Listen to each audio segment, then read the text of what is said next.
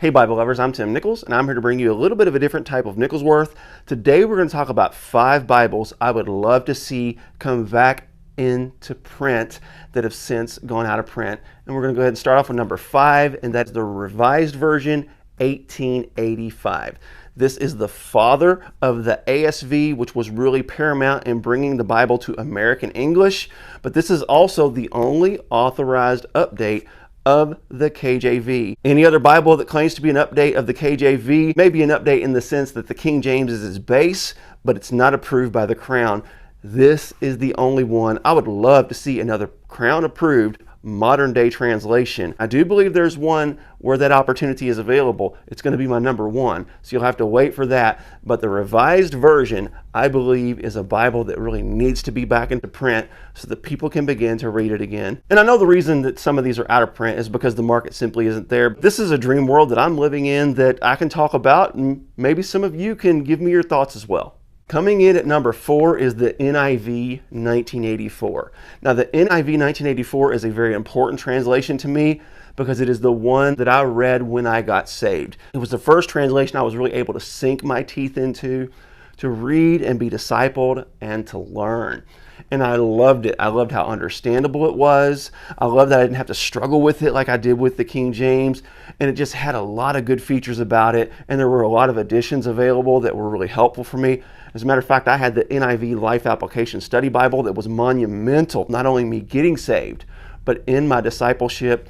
Even back in that time, they had the Fire Bible, which was also called the Full Life Study Bible. And as a Pentecostal, it was monumental to me with that commentary and all the tools that it had. But the NIV 1984 was really an amazing translation. I know the 2011 isn't massively different, but there are some things with the gender that they tinkered with that I'd prefer that they hadn't. And the 2011, I think, is a translation that deserves to stand on its own. Coming in at number 3 is the Great Bible. Now, the Great Bible is not one you're going to have for readability, but I do believe historically it was a very important Bible. The publisher I'd really like to see take this on is Hendrickson.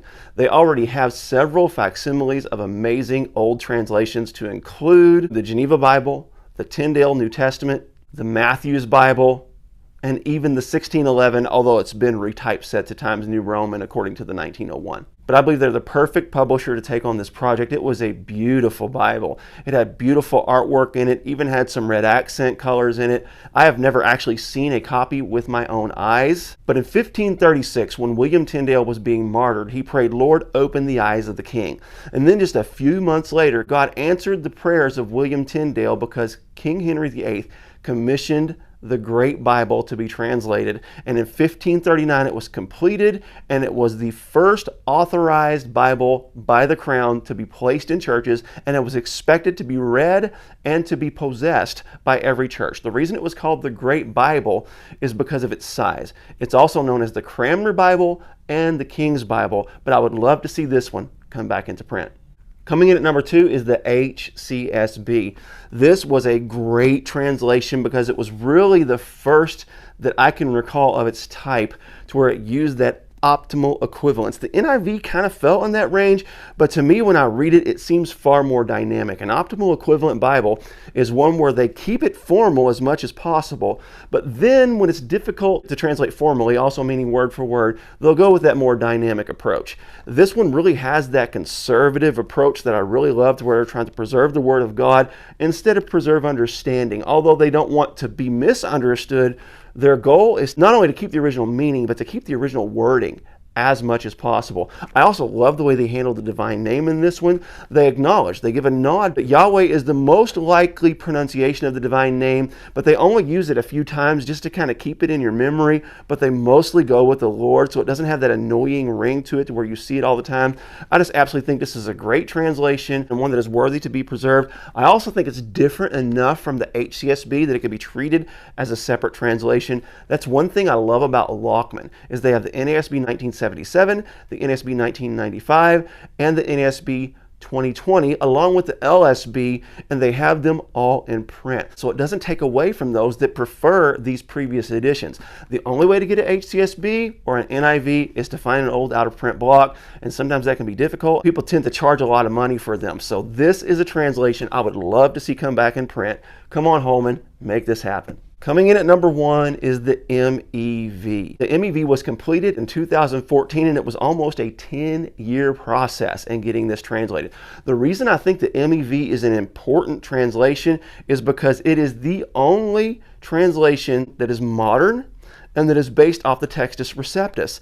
And I think that's an important thing to have. We have some that are based off the majority text, and of course we have a plethora that are based off the critical text. In the majority text, we have the New Jerusalem Version, known as the NJV. We also have the World English Bible, known as the WEB. And we have, hopefully soon to be in print, the majority standard text from Bible Hub, who made the Berean Standard Bible. We're really good when it comes to the critical apparatus. We're really good when it comes to the majority text.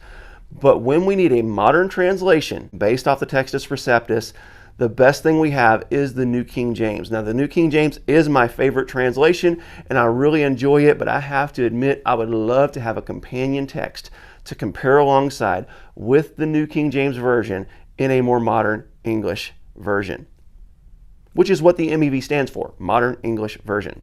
I did try to read through it. I found it to be very difficult. There were too many typos, and it seems that the project has been abandoned, although there has been talk of updates. We haven't seen anything come to fruition, but I'd love to see the MEV get another shot. I also think that the translation team of the MEV would do well to try and link in with England and really get this one approved by the Crown so we can have a modern day translation approved by the Crown and go ahead and anglicize it. This could potentially be the first translation where England and America really work together to make this happen. Another reason that I really love the idea of the MEV being updated and put into print is because the late, great Stanley Horton was one of the chief editors of the original translation, and I absolutely love his theology. I've read several of his books. He is one of the best, most balanced Pentecostal theologians that has ever lived, and I'm really thankful that he was able to have his hand in a translation. It's just very unfortunate that it never got off the ground. So those are 5 translations that I'd really like to see come back into print. What would you like to see come back into print? What are some of your favorite translations that you can't get anymore that you'd like to be able to buy on your bookshelves today? God bless you. Keep calm. Jesus on.